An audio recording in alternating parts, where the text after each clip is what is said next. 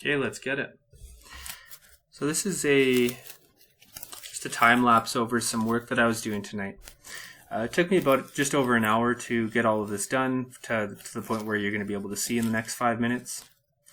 But this is the front handlebar harness for an old motorcycle. It's a CBR600 F4 that I own. It's about, I guess, 21 years old now. So I wanted to take the winter months to kind of go through and sort through the wiring, take out wiring that I didn't need, kind of clean it up, put some better weather protection, maybe do some repairs if need be. So right now I haven't actually seen this harness for a little bit. So this is me just splitting apart the left and the right handlebar harnesses. I believe this is the left side, so this is going to be the one with my signals, the lights, the horn, and my clutch switch. Going through, making sure I still have all the hardware that I thought I had before, making sure that it all finds a place and that I can get the connectors back together once I have the wiring all sorted. And you'll notice that I like to label wires, and this is super, super helpful for me, especially, and I should have done this before, but especially when you're trying to navigate a wiring harness. If you can say, hey, this is H2, meaning horn 2, and horn 1 would just be the two different wires. I'll actually group together the two orange ones, which are for the left signals, the blue ones, which are for the right signals. There's some lights wires, and I start bundling them together. These ones I don't really need to do much work on, so I used an elastic band and got the horn wires out of the way. And I'm always referencing the wiring diagram. Now, wiring diagrams are super helpful. They look confusing, and this one especially because it was made a long time ago. It's actually fairly simple, but there's just a lot of wires going everywhere. But if you can find the component that you're dealing with, like the connector or the switch or whatever, and you can find the color of wires coming out of there, you know what you're looking at. It's just like a puzzle. There's one piece that goes here, there's one piece that goes there. With a wiring harness, it's just, well, if you have an orange wire with a white stripe, it means it has to be for this component. And for me, that's the power delivery, the switch power to the signals. And yeah, they're high switched. So I'm just kind of going through all of these wires, trying to see what I need to repair. This one actually had a tear in the flesh, and that's why I'm looking through this harness. It took me a while to get through the connector. These are pretty old connectors. They don't have any weather stripping and all that kind of stuff that I'm going to try to tend to, but I hadn't seen the tabs that this one actually had.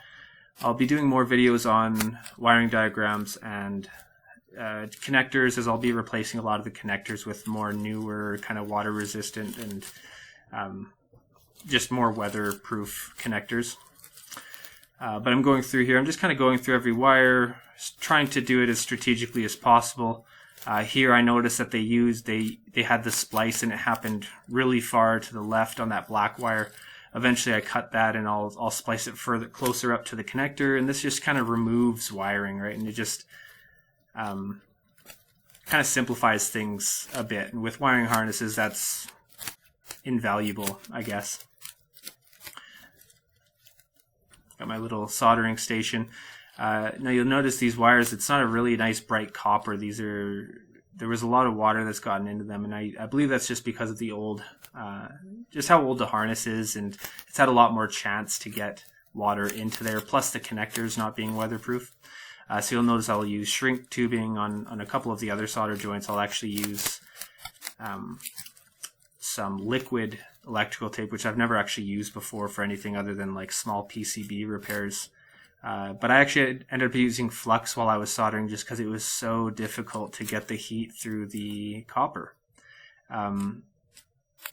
Soldering shouldn't be melting tin or the solder on the soldering iron and dripping it on. It should be the soldering iron having a little bit of solder on it and heating up the copper, and the copper actually heating up and conducting the solder and placing it all the way through. It should be kind of like a homogeneous joint. It shouldn't just be a layer or a shell of solder. Now, regarding solder, some people don't like it for automotive. I'm not going to sit here and tell you that it's good or that it's bad. I just prefer for certain instances to use it, and some I don't. There's that liquid electrical tape. Yeah, a couple of these I used electrical tape actually with over top of the electrical tape, and then I actually put heat shrink over top of that to kind of keep it closed. As I mentioned before, some of the future plans, and over the next month I'll probably be doing a few of these videos, but I just want to tackle everything in bit by bit. Just so you can kind of see the process of how I tackle this type of stuff. Now you can see I kind of have this harness into 3 main components. I bundled the blue and the orange wires together. Those are my signal components. Then there was the black and the brown and whatever, and those are parts of the horn. And then the white and the blue and on the right, the vibrant blue there. Those would be for the headlights. So having all of these together really simplifies it. I'm not looking at like 15 different wires anymore, thinking that it's 15 different circuits. Now it's like, okay, well, I have 3 different circuits, and those would all coincide with the switches at the top, which in the next video I'll go and try to put into that housing on the screen. Anyways, thanks for watching. If you have any comments or suggestions, especially, or criticism, I'd gladly support it. Thanks for watching.